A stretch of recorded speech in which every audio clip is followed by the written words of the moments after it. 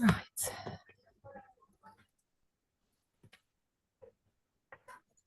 Hello, everyone joining. Can see names coming in, which is fabulous. Sorry, we're a couple of minutes late. Welcome. Welcome, everyone. We'll just give it a couple of minutes to let everyone join before we get started. Apologies, we're a little bit late. I do this in every webinar that I host, that just to check everything's working correctly. Please do let us know in the chat where in the world you're joining us from, because it's always nice and I always get very jealous about where people are. So let us know in the chat and then I can check it's working correctly, because we have had some tech problems this morning.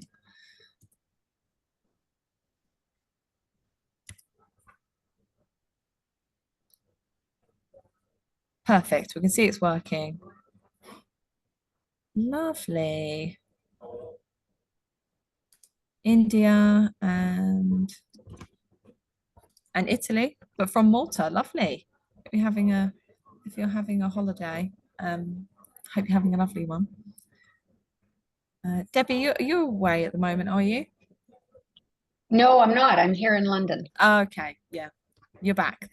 Yeah, I'm back. Seraphima in Athens, welcome. I was sweltering in Toronto, Canada last week. You getting over the jet lag? Yes, finally. Good. Takes a while, doesn't it? Okay, fabulous. I can see we've got quite a few people in, so that's great. So I'll get started with our introductions just to get going. So hello everyone, my name's Charlotte Burton. I've recognized quite a few names on here, so which is great, which means I've either met you before or I've spoken to you over email or some other platform, or perhaps another webinar. So welcome to you all. I'm the marketing manager for the School of Law, and my role is to provide opportunities for you all to meet academics like we have today, or provide you opportunities to ask questions to us, particularly if you're either starting with us this September, you're thinking about applying perhaps for next year. We're here today to provide you that opportunity to ask questions that you may like to my fabulous panel here, which I'll allow to introduce themselves in a moment. We've got a Q&A in the chat function available here. Please feel free to ask questions. That's the complete aim of this session here, is to answer your questions that you may have at whatever stage that you are in your process of thinking about studying at Queen Mary, and we'll do our best to answer.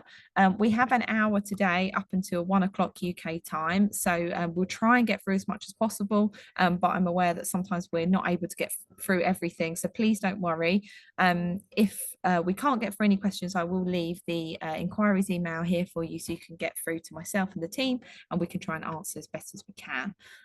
Also worth noting that if there's a question in the Q&A and we're not quite there to it yet, or we've skipped to go to something else, it might just be because either I'm in the background trying to find the answer, if it's something very specific, and we will try and keep the questions that we ask for everyone as broad as possible. But I know many of you here today will be particularly interested in the programs that academics look after. So hopefully there'll be lots of questions for them to get through. Okay, so without further ado, let's go to the panel. I'm going to go around my screen. Debbie, you're first on my clockwise, so would you like to introduce yourself first? Okay. Hi, everybody. I'm really sorry I cannot see you on my screen. I would really prefer that. If you ever encounter my former students during the whole COVID when we were online, I demanded everybody have their cameras on because it's so lovely to see everybody. It's really lovely to see Charlotte and Joe and Philip. Yes, would have been nice to see everybody else too. I'm Debbie D. Girolamo. I'm a reader in law. I teach and research in the field of dispute resolution and cultural heritage, cultural property. As a dispute resolution scholar, I'm based within CCLS, within the School of International Arbitration. So some of you who are doing or intending to do your specialism in comparative international dispute resolution, you'll see me in that context. And for those of you who are interested in the art, business, and law program, you'll see me in that context with regard to cultural property, cultural heritage. And I should say that I am the program director of the art, business, and law program. Charlotte, over to you again. Fabulous. Thank you, Debbie. Joe, you're next on my clockwise. Hi, everybody. I'm Johanna Gibson. I'm the Herschel Smith Professor of Intellectual Property at CCLS, and I'm also the Director of the Intellectual Property Program. And but I'm really happy to discuss everything about the excellent LLM. Really excited to talk about it because we're all very proud of it at CCLS. I teach across a range of modules. I teach intellectual property. My interest primarily in the creative industries. I'm very interested in intellectual property and cultural theory, critical theory. I teach IP and fashion, IP and film, and I also teach animals in the law. And the module that's running is animal law, media, and culture. And what we look at is representations as well as the use of live animals in film, fashion, art. And so we look at how IP can actually have a role to play in those sorts of areas, which is really interesting. And a brand new module, which we're very excited about, which I'm teaching with Gavin Souter, who's in technology, media, and telecommunications, is the law of theatre and performing arts. And so we look across a range of exciting things, including performance and performance art. So that's that's a bit I'm quite excited about because I'll be doing that. But yeah, happy to talk about all the fabulous stuff on the LLM. So welcome. Thank you, Joe. And last but not least, Filip. Hi, everyone. So I'm Filip Saranovic. I'm the director of the International Shipping Law Program. I also teach, I'm a senior lecturer, and I also teach on the Comparative and International Dispute Resolution program from this year, the module called International Commercial Litigation, which tends to be very popular. So apart from questions about shipping and maritime law, I can also answer questions about private international law, particularly as it applies in commercial and maritime disputes. My research interests are wet and dry shipping and maritime conflict of laws. So particularly, I like to engage with students in discussions on enforcement of maritime claims, which has a very strong comparative element. Lovely. Perfect. Thank you, Filip. Okay, so we'll get into the questions. So participants, please feel free to put questions in the Q&A. We will go ahead and help with those. I can see someone that's just asked questions in relation to banking and finance. Just to cover, I know that we were due to have Dr. Rosa Lastra on the panel today, but unfortunately she was unable to attend. So we had a change to have Debbie here, who is just as fabulous. And so please don't worry, we will still help and answer questions in relation to the LLM in general. So this will still be helpful for you. Okay, so we've got a question and someone's asked, but it's particularly about shipping. I can see Filip's answering it and typing, but we can help in terms of, I think it will be in terms of module selection, which might be helpful for everyone to hear about. So the question is in terms of they've opted for a certain LLM and they would like to audit modules, but I think it's probably worth talking about how the module selection works and being able to choose modules outside of your specialism as well. Would someone like to take that in terms of explaining how that works? Sure, I'd be happy to while Joe is writing. So it's really important that you pay attention to what we call the white book, where there's a discussion, a description of the modules that you must take for your specialism in order to get that specialism. And usually what happens with the specialisms, and Joe and Filip will be able to add to this, there are certain modules that you must take, like there'll be a complement that you're required, but then you'll have some space to take other modules. And the other modules, many will be available to you even from other specialisms. However, you need to be careful because there are some closed specialisms that that the module is not available to everyone. And I say that coming at it from the art, business, and law perspective, because that program has compulsory modules, so we don't have selections.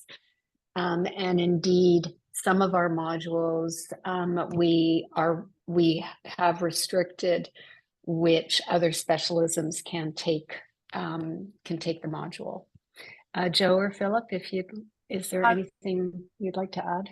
Yeah, so I was going to say, so that is that's a very a special character of the art, business, and law program, which I think is also really contributes to a really tight group, a community within the students taking that program. So it's really in some ways it's quite a contrast to IP, but there are, you know, other things that are appealing as well. Of course, IP is obviously a really big program, and that is because within IP you might also decide that you want to focus more on life sciences, or you might want to focus more on creative industries, or you might want to focus more on some of the theory or a more doctrinal approach, and so there's quite a range of things. So you need to do in any specialism, other than where there is a very directed program, you need to do 120 credits in the specialist area. So that means if you're doing IP,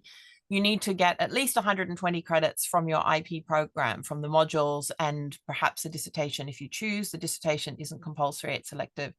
And then you have 60 credits to play around with. Now, you might want to do all IP, or you might want to have a look at some of the other areas. And that's always a really good thing to do as well, because you have an opportunity to explore other things that can be of interest. When it comes to choosing modules, one of the questions there, if it's okay if I answer that live while I'm going, Charlotte? Of course, please do. Yeah, so the induction program is fantastic. It's very comprehensive, and I would recommend that you attend as much as you can. And certainly for IP, we make sure we go through absolutely every module. So you will get an introduction to every single module. And I think it's a good idea to have a look and see how is it being taught, what's the assessment like, all these other things that are relevant to how you feel. But now there are some limitations on this answer, but my usual answer is choose the things that you love, choose the things that you really are excited about studying, and then the results will follow, because most of whatever you do after the LLM, rightly or wrongly, is going to be very interested in the quality of those results. Now, there are some cases, some jurisdictions where there might be an expectation that your transcript looks a certain way, and so you have certain types of modules. But with 180 credits, you have a lot to play with. So I would really think about what you are going to love. And sometimes when you have unusual things on your transcript, that's actually very exciting for an employer, whether it's an employer in a firm and they think, oh, this is something we don't have. This is something interesting. They're going to bring something really new to our community of lawyers here, and something that you can teach them, because they can always teach you the basics, but what you get at CCLS, which I think is something that really is genuinely hard to match by other institutions, is the depth and the breadth of what you can do. So you can really go into areas that other places probably don't have or may not have the resources to offer you. And I think really look at that, really look at what you love, and think about what you might explore. The question about answer pattern, I'm not so sure I understand. There's a very diverse range of assessment. So you'll get essays, you can get research essays, you can get problem questions, you can get case comments, you can get presentations, you can get online exams, in-person exams, there's all sorts of things. So again, that's why inductions is important. Talk to the conveners. And the other thing is the conveners are quite happy to hear from you. So if you have questions, get in touch with them and ask them. Thank you, I've Joe. monopolized it. No, that's brilliant. And actually, someone has asked about, when will they know about the modules more in detail? And I think that's answered that in terms of it's the induction period where you'll really find out about everything. Yeah. So I see one about IP and fashion, and probably if you like, you can email me with specific questions on but there are two IP and fashion. So one is more the fashion products and the art and culture behind fashion, and the other, there's an enterprise aspect. So it's probably best, unless everybody wants to hear about IP and fashion, that you email me about that one, and I can I'll try and type an answer now while others are talking. Perfect. Thank you, Joe. Philip, I know you've already answered one about kind of modules, auditing modules like beyond the credits. Someone's asked about this, so maybe you'd be able to vocalize that as well. Yeah, I should just say that with the International Shipping Law program on the individual modules, we normally tend to have relatively sort of small groups, which I think is beneficial, and in terms of students being able to talk to the academics, having all of their questions answered, getting individual feedback on a sort of frequent basis, and something which may again not be matched by some of our competitors, because at other universities offering maritime law, the groups tend to be significantly larger. And I think it's fantastic to have a small group of, normally 15 to 20 students. And we can have workshops, we can engage in case studies, and really actively sort of discuss as a class together all the sort of recent developments and topical areas of maritime law. So I think that's sort of a major advantage. And in terms of auditing, that makes it possible to have flexibility to audit modules on the shipping law program with the consent of the module convener. So generally speaking, as long as there is space, physical space in the room, then module conveners are normally happy to sort of have students audit the modules. Whether those modules will appear on the transcript at the end of the year is a separate question, and one which normally the professional services staff would be able to sort of answer. But generally speaking, students are welcome to sort of sit and have access to all of the materials of other students who have registered for the module. Thank you, just like Joe said in relation to IP, you have to do a total of 180 credits, but 120 of those credits have to be from the shipping program. So if you're on the International Shipping Law program, you have to do 120 credits worth of shipping / maritime modules. So that leaves you a little bit of space to choose modules possibly from another program. And I should also mention there's a compulsory dissertation on the shipping program. So that's 30 credits.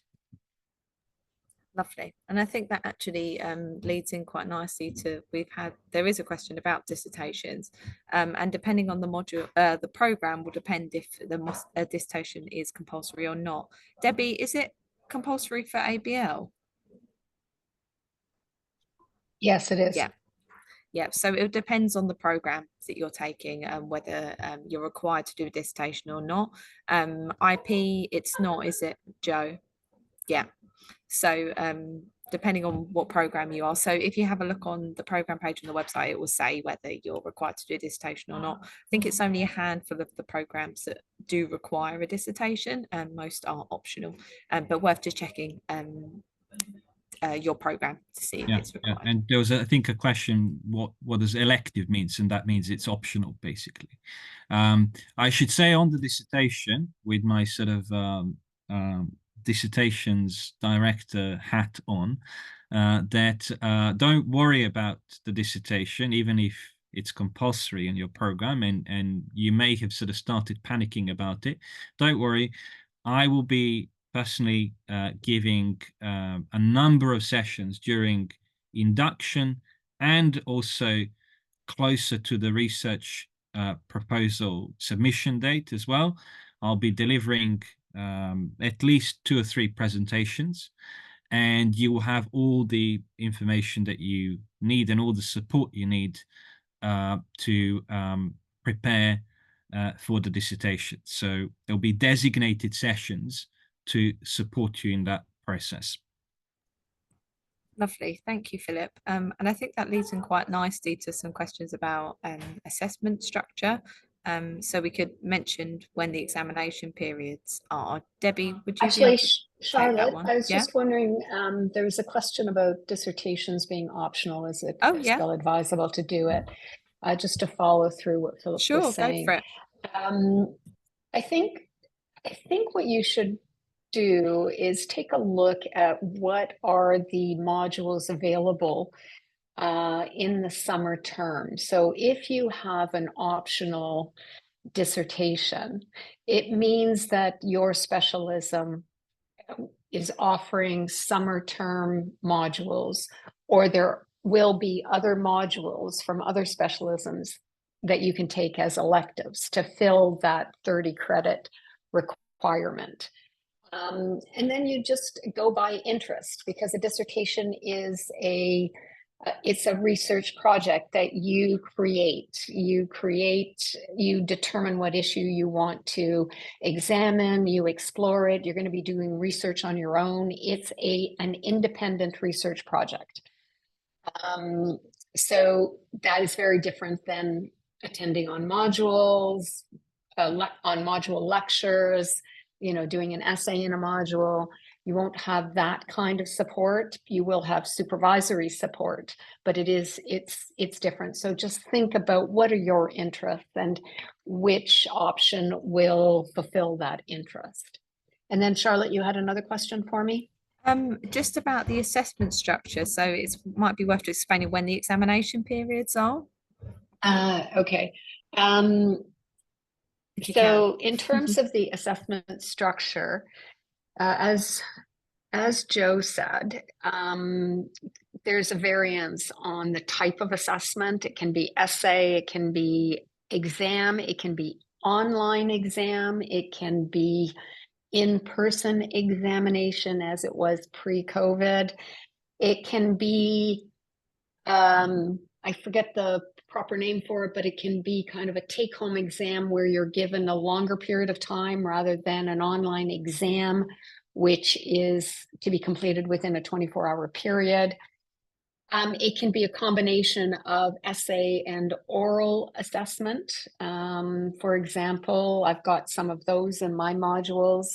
It can be a combination of exam and oral presentations.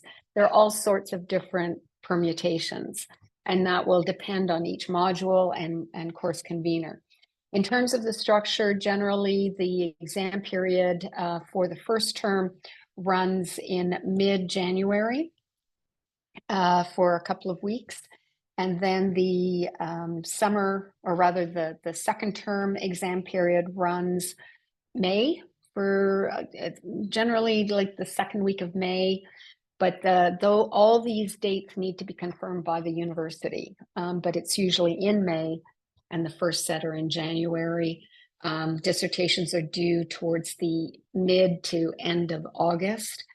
Essays are generally due within that exam period, usually a week before the exam period. Charlotte, you can correct me if I'm wrong. You're fine. But it's generally around that time, and the same thing occurs with essays that are due in the second term. I think I've covered that. Perfect. Thank you, Debbie. That's great. There's always questions about wondering what the timetable looks like. And just to reassure everyone that for those starting in September, I am this week working on the emails that you'll receive all about induction. So you will receive information soon, I promise, and you'll have emails with everything explained for you to what to expect, ready for September. So the information is coming, don't worry. It's on my desk, ready to go. Okay, Philip, there's quite a few shipping based ones. So, but this actually will go across the ABL as well if dissertation is compulsory. So, obviously, if they have to do a compulsory dissertation, takes up 30 credits, it limits the number of elective modules they can choose. It's only 30 credits, isn't it, rather than 60? That's right. 30 credits. So if they're doing the shipping program, then they have 30 credits worth of sort of optional modules from other programs, which ideally, I guess they can split into two 15-credit modules from other programs. Lovely, thank you. And Joe, I see you answered one which was kind of a careersy based one, which I think is probably worth vocalizing, about people wondering about SQE and, you know, when's the right time to do it. And I think your answer was perfect. So I think share. Yeah. So I just think doing the SQE at the same time as the LLM is just too much work. It's much more important. Don't spread yourself too thin. Really focus on getting an excellent LLM, because that will take you a long way. And there are lots of paths to qualification. And so I think the best way to start is with an excellent LLM. So it's a busy year, it's a big year, but also it's an enjoyable year. So have fun as well while you're here. And I think all of that will translate into hopefully a very good degree when you finish. Absolutely. And there's so much to do and get involved in, that you That's a don't good need to point, think actually. about that as well. Yeah. Get involved in the social events where you can. A lot of the programs will all have reps, and they'll come out of your cohort, and they will organize with the program director various careers events, social events. They usually have a big WhatsApp group, which and try and keep you updated with things. And then also there are lots and lots of things just happening at CCLS, and I really recommend going along to those, all the events, all of the public seminars, because as well as, even if it's not your immediate area of interest, it's amazing how much just listening to somebody working in another area will spark ideas or frame what you're doing. So but they're also a wonderful way to meet people and to meet potential employers as well. And so I really recommend making the most of being somewhere where a lot is happening. You'd be surprised how much happens at CCLS compared to other institutions. And that's a really big part of your LLM that maybe we don't explain enough, but it's a wonderful atmosphere to be in. So really take advantage of that. Perfect. Thank you, Joe. And I know there's always tons of things happening. I saw, Philip, you had a trip with your students recently. I know, Debbie, you do a lot of trips to local museums and everything as well. There's lots of stuff happening all the time. Indeed, yeah. And as Joe is saying, I think we probably don't talk about it enough, but the extracurricular activities for shipping students are just vast. You know, there are so many opportunities, so many events going on, and sometimes I'm not aware of everything that's being organized, some by colleagues.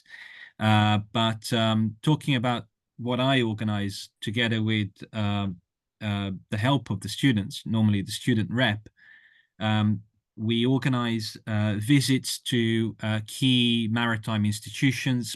So we recently had visits to the International Group of P&I Clubs.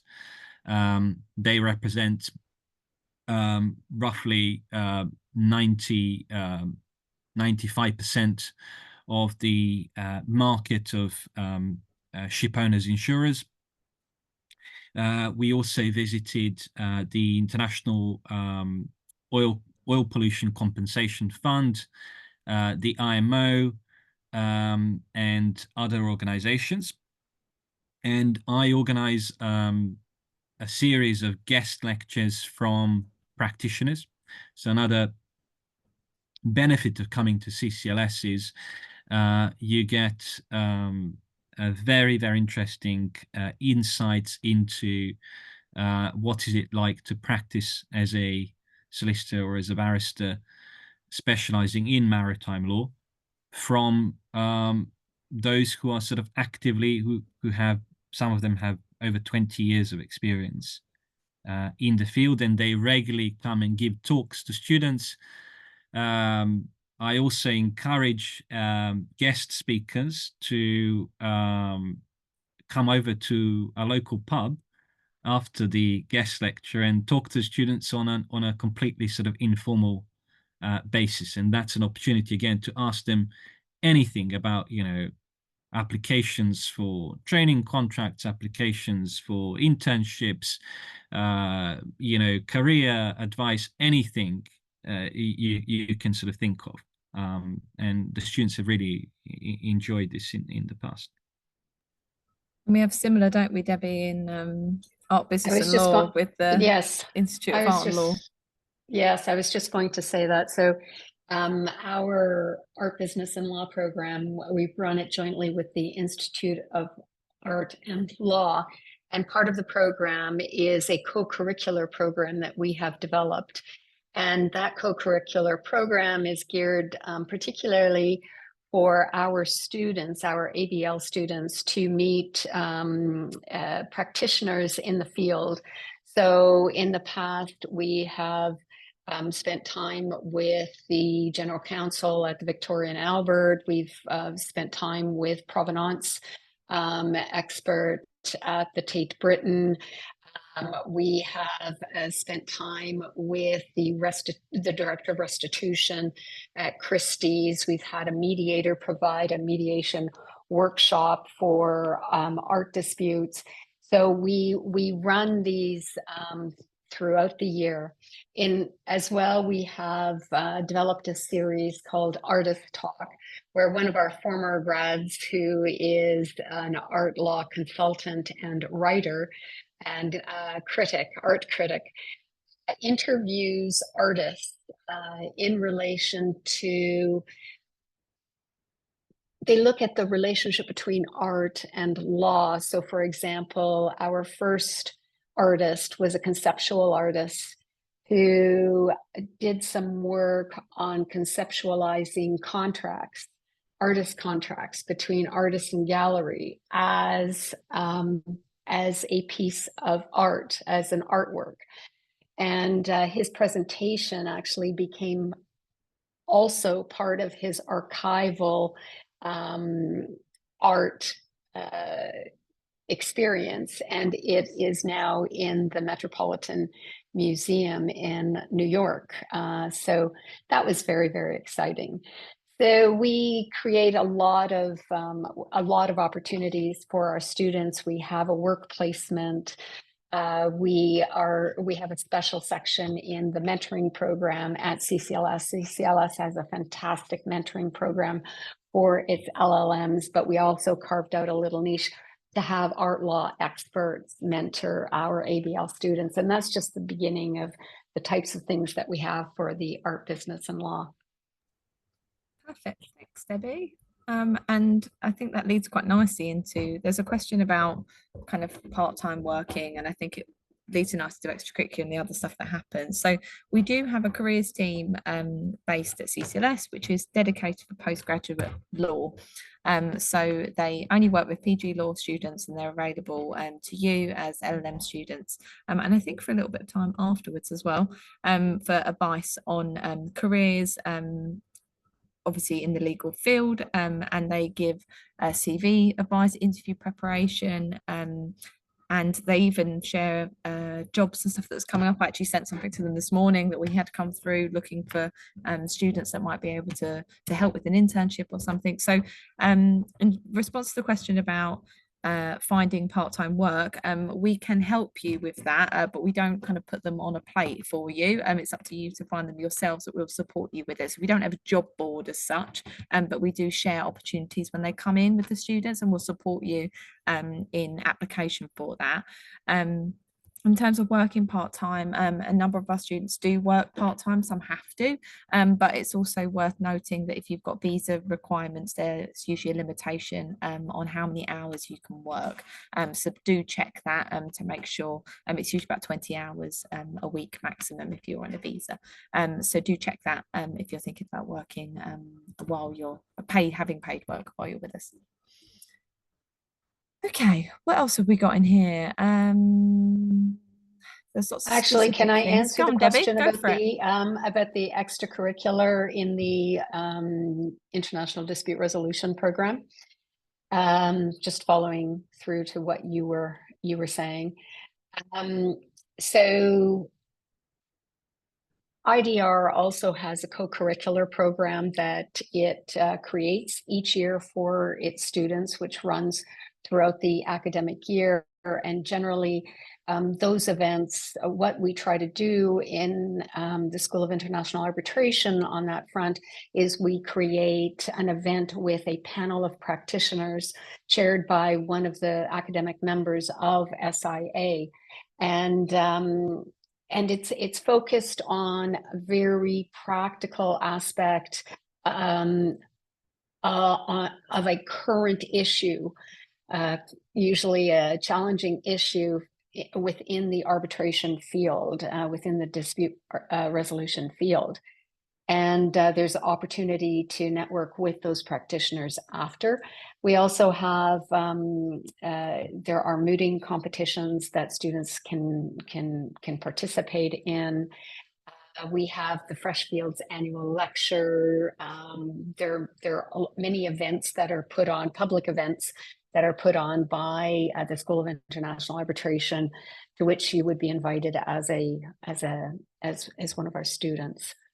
Yeah, and I just wanted to say on internships, you know, some specialisms offer placements or internships, but a lot of, for example, a lot of our ABL students, they go out and look for internships and they're successful at it.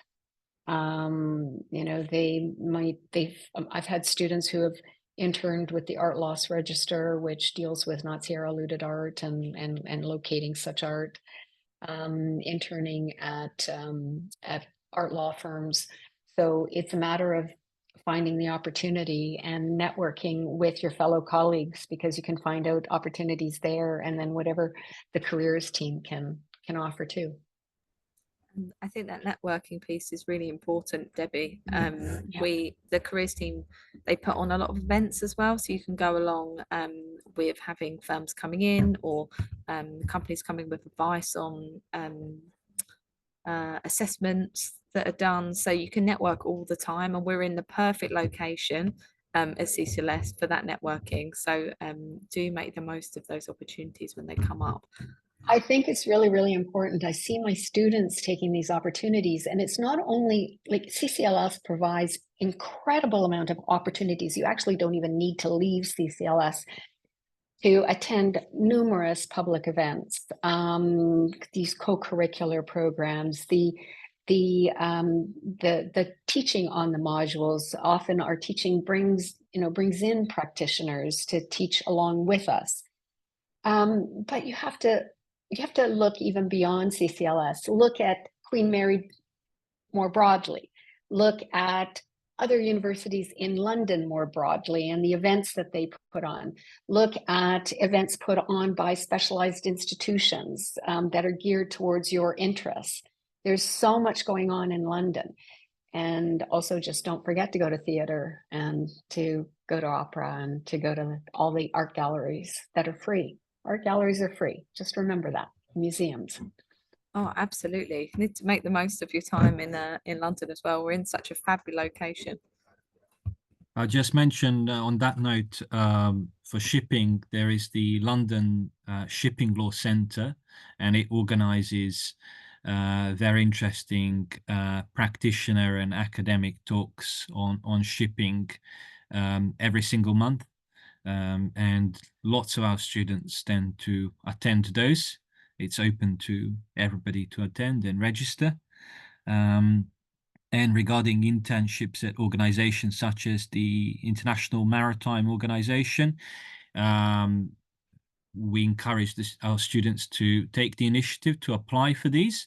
But we do provide supporting letters when required by those institutions. And for example, this year, 3 of our students were interns at the International Maritime Organization, largely because their dissertations were connected, closely connected to the topics of currently debated in the IMO. Okay, and there are many other opportunities, of course, as well. If I may address the TMT question, which I hope sort of flows on. Yeah, so a lot of the modules in IP are also approved on TMT. So that includes film, I believe also music, and fashion. And so the question is about how a lot of the modules work together. And I thought I would answer it because it also is relevant to some of the discussion we've been having about extra events. So I thought I'd answer it live. Fashion actually works quite well with those modules, because in fashion we also look at textiles and costume, and we look at performance. So there's actually quite a lot of interesting interaction between the modules, and so I think that could be quite useful.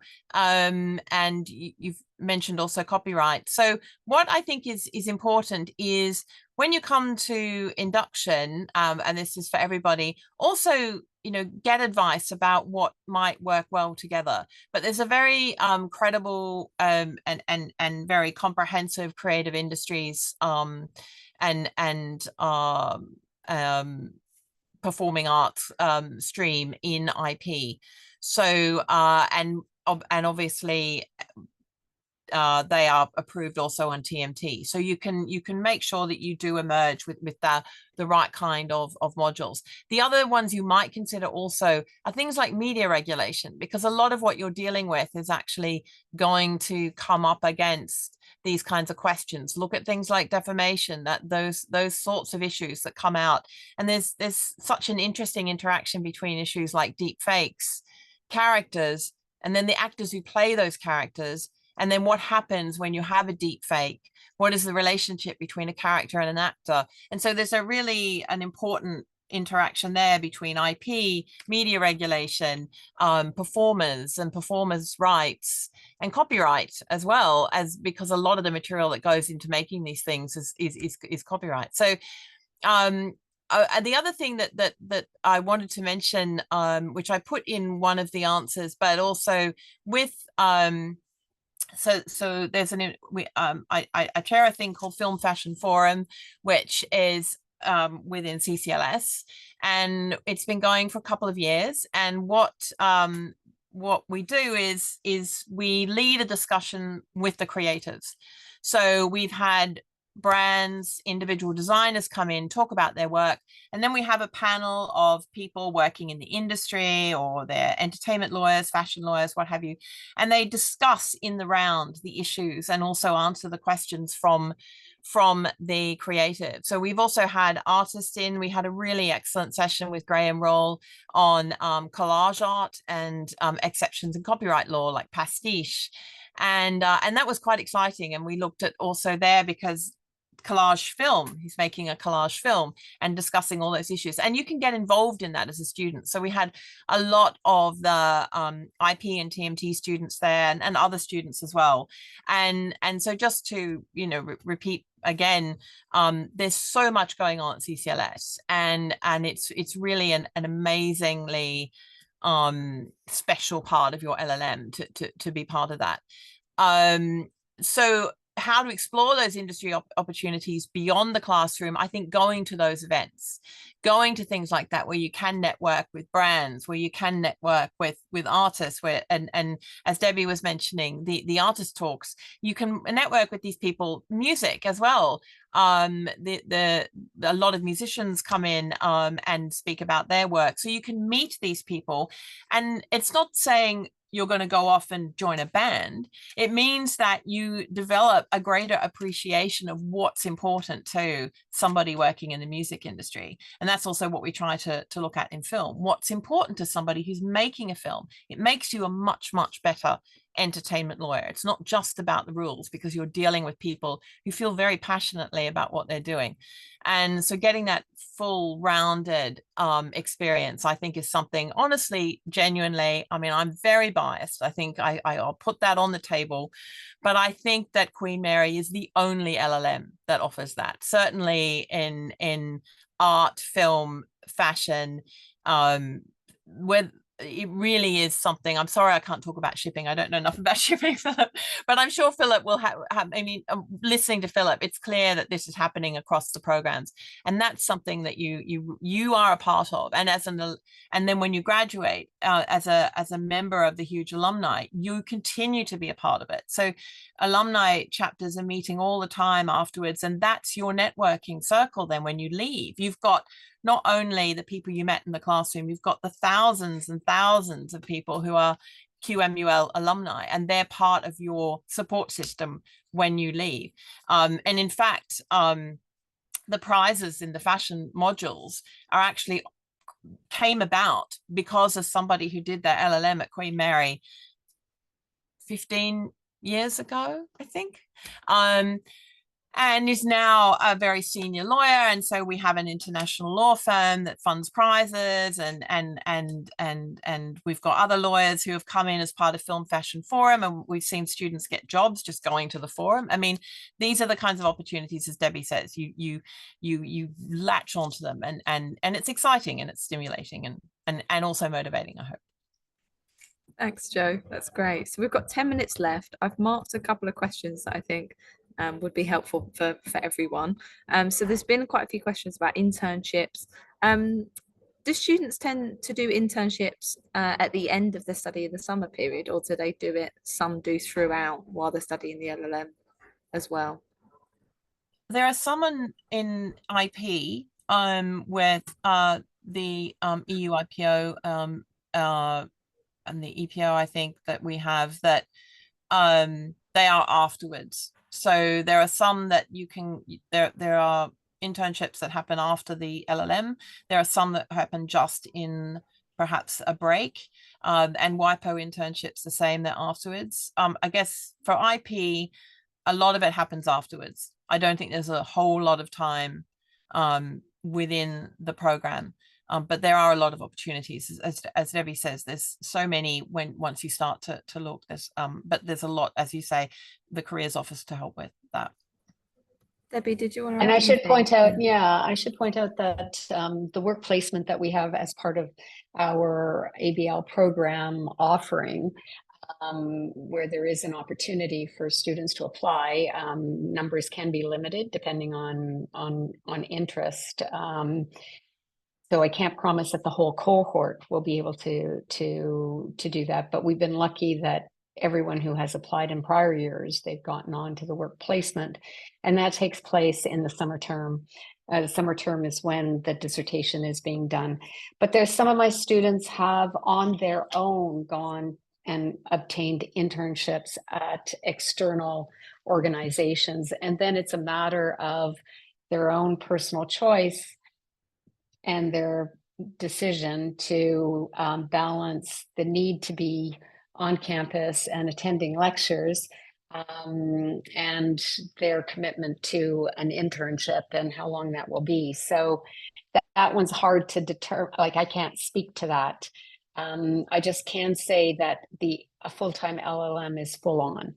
If you're going to take advantage of what there is on offer at CCLS, it's full-time, and it's not easy doing it on a part-time basis, or working on, trying to juggle two full-time situations, even for a week or 2 weeks. it's tough.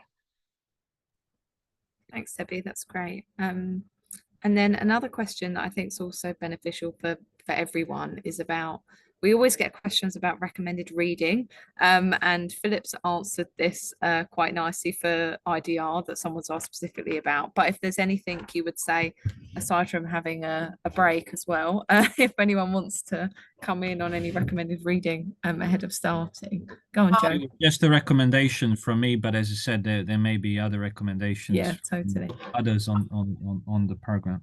Go on, Joe. I've recommended a very introductory book, but that's really if you have had no IP before at all, you'll be going into much more detail, and that is in one of the answered questions, but I can post it again, the link, if you like, again.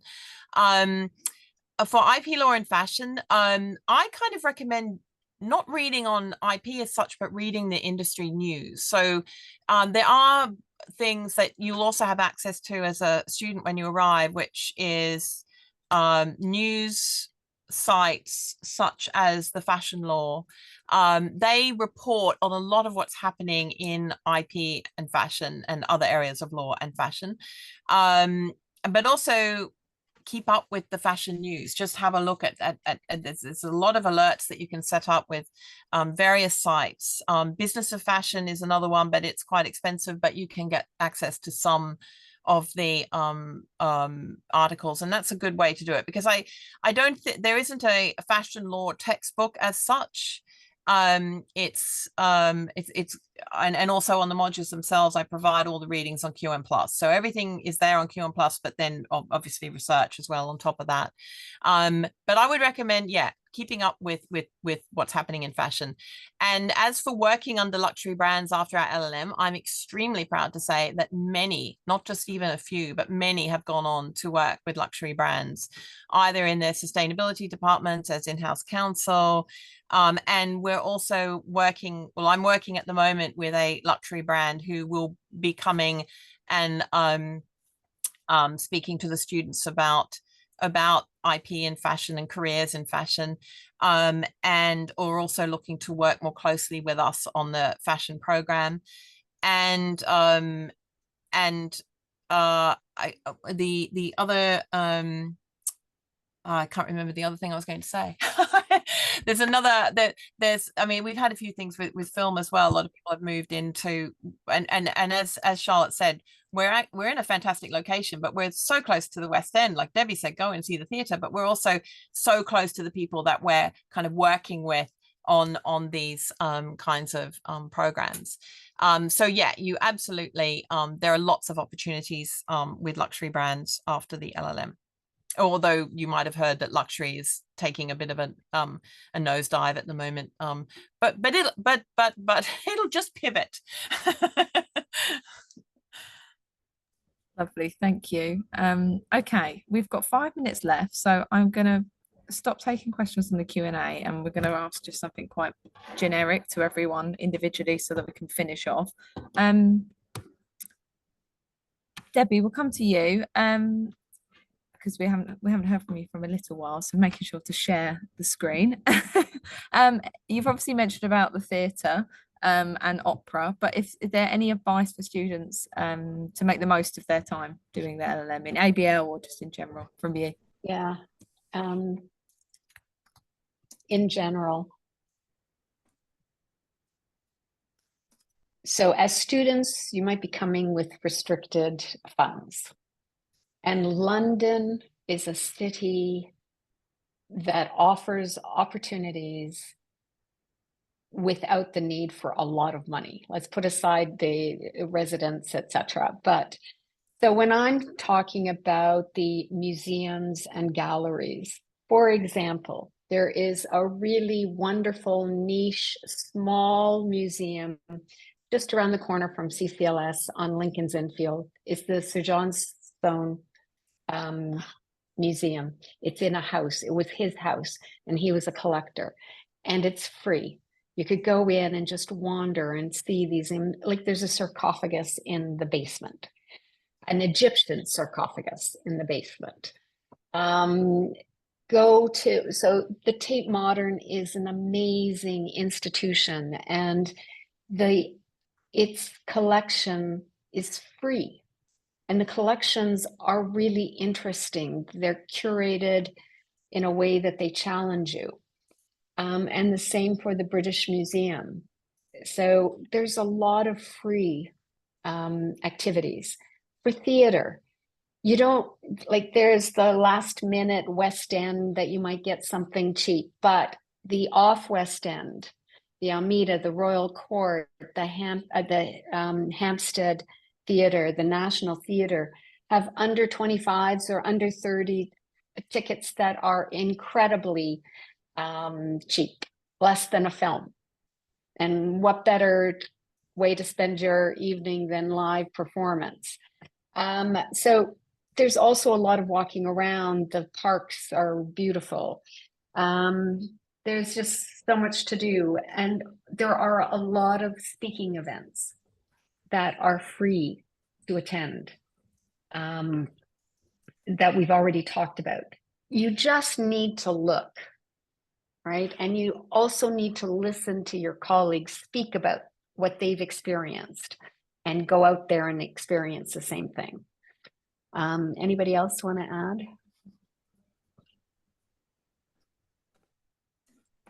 Joe? Just realized I've been typing away and my microphone's on, so I'm really sorry if I. Oh, we couldn't hear anything. You're fine. Top tips for making the most of your LLM. Yeah. It always amazes me how much the students discover that I still don't know about London, but there are some, I mean, even things like Time Out will show you, and these sorts of publications will Secret London and things like that will let you know what's happening in various places. Eventbrite even will let you know about events that are going on. But yeah, there's lots of fabulous places also.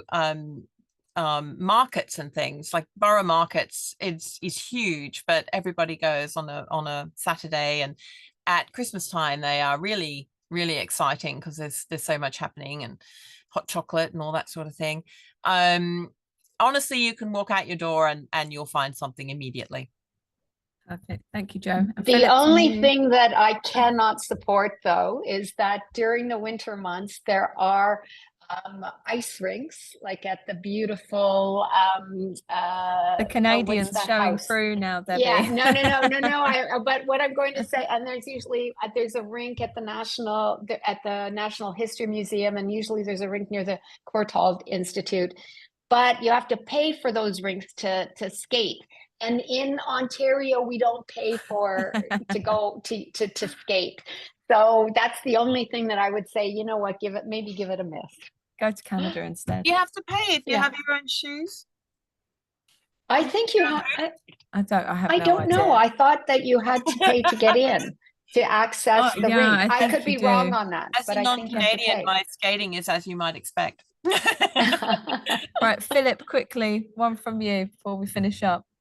Yeah, well, I think another important advice is to, make the most of it in terms of making new friends and connections, because these may be, lifelong connections. And, you'll be meeting other students from literally, all around the world. So we have always a good mix of students in all our programs, I'm sure, including in shipping. I'm also and keep in touch with us even after you leave. I'm in touch with almost all of the former students. So fabulous. Thank you. Okay, I'm going to close it there because we're just over the time. We'd start a minute late. So thank you everyone for joining us today. I hope this has been useful for you. I've put the email address for the inquiries, which is pglaw-inquiries@qmul.ac.uk. If you have any other questions, please do not hesitate to get in touch with us. We'll get back to you as soon as we can. Philip, Joe, Debbie, thank you so much for your time today. It's been really lovely to have you. I'll just go on. Email in there in case anybody. I was going to do the same. Yeah, that anybody with shipping specific questions can, of course, email me. They can also add me on LinkedIn. Yeah. Details are available message me online as well. There's no need to follow me. I'm not a celebrity, but you can connect with me on LinkedIn, and I'll answer all of your questions. Fabulous. Thank you so much, everyone. Just say the session has been recorded and it will be shared. So please feel free to watch back if you need to, or catch up at all. But for those joining us in September, we really look forward to having you and welcoming you in September. And anyone else, hopefully we'll meet again at events or future webinars. So thank you so much for your time and wish you a lovely rest of your day. Bye, everybody. Thank you, Bye, everyone. Bye. Thanks. Bye. Thank you, Bye. Charlotte, for organising. No problem. Take care. Bye.